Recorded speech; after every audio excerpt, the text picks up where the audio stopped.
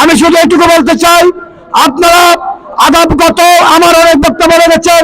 এই 17 বছরে যারা আপনাদের পাশে ছিল, আপনাদের সুখে দুঃখে আপনাদের কাছে ছিল, আপনারা তাদের সাথে থাকবেন এই আশা করি।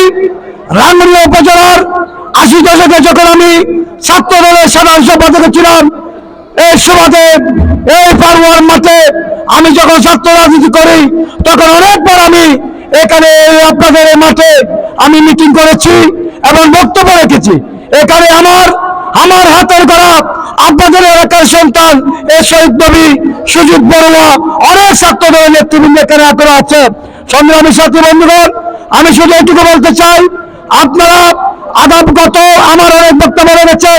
এই 17 বছরে যারা আপনাদের পাশে ছিল, আপনাদের সুখে দুঃখে আপনাদের কাছে ছিল, আপনারা তাদের সাথে থাকবেন এই আশা ব্যক্ত করে আমি আমার বক্তব্য দীর্ঘায়িত করছি না। বাংলাদেশ জাতীয়তাবাদী দল জিন্দাবাদ, বেগম খালেদা জিয়া জিন্দাবাদ, শহীদ প্রেসিডেন্ট জিয়াউর রহমান জিন্দাবাদ, বেগম খালেদা জিয়া জিন্দাবাদ।